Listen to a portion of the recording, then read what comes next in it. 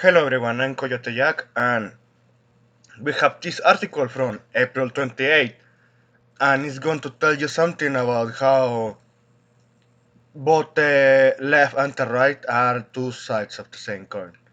So we have this headline: Kids Online Safety Act receives bipartisan support despite censorship concerns.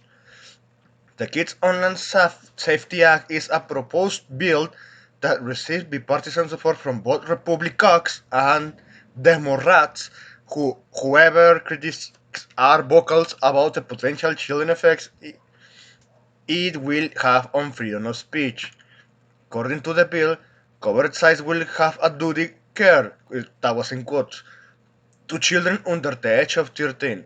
According to critics, the requirement compels sites to go above and beyond existing standards in order to ensure that products quote-unquote design features.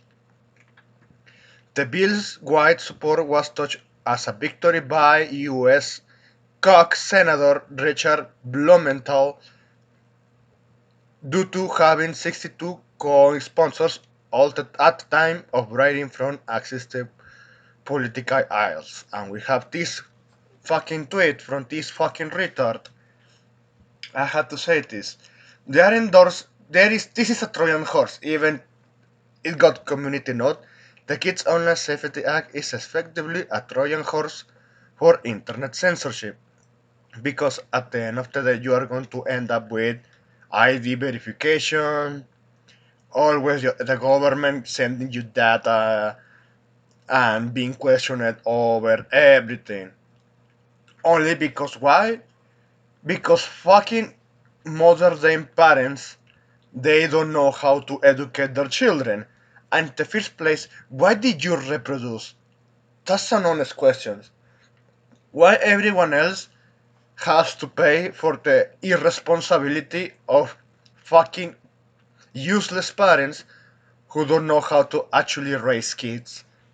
And those kids gets weaponized by the fucking left and the right to push for censorship, because they always say, think of the children, think of the children. This is what we are.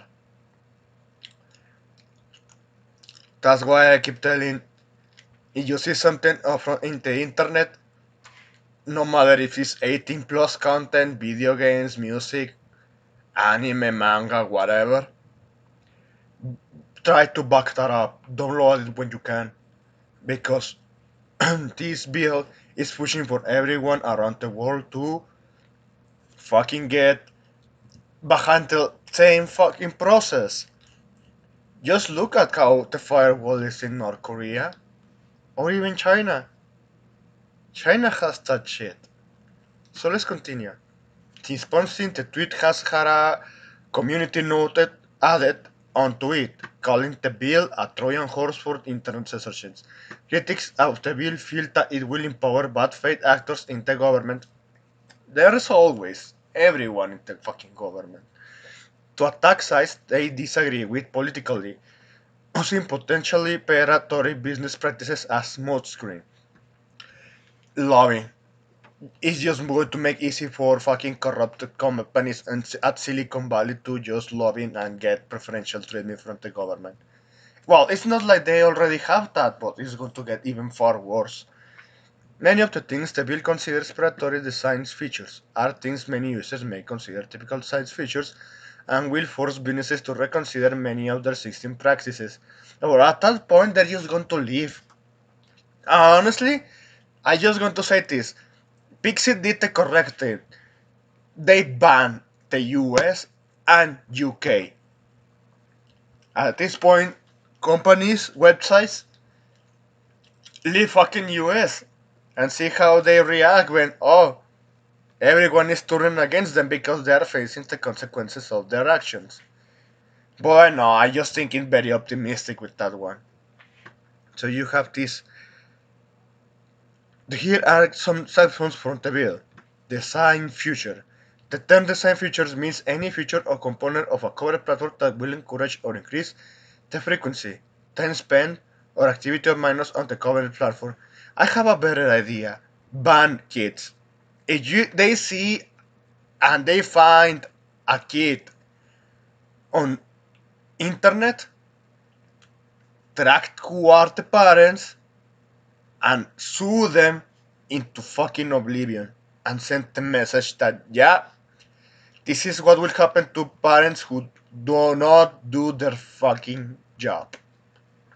So you have design features include but are not limited to excuse me, infinite scrolling or autoplay, rewards for time spent on the platform, notifications, personalized recommendation systems, in-game purchases or appearance altering filters. Instagram in general, but well. It just sounds like how currently China operates. It's so predatory. Covered platforms will require to make easily accessible options to limited design features, and while some should obviously be restricted, such as in-game purchases, others are part of the current web as we know it and usually includes options to turn them off, such as notifications, autoplay, and personalized recommendations. Admittedly, these are usually hidden in the settings menus, and it's by design. Everyone remembers even fucking microtransactions. Excuse me. English motherfucker, do you speak it? My bad. When it comes to microtransactions and evil arts, the way how FIFA exploited children, and in their website, they really love hiding how you can actually block that kind of in-game purchases.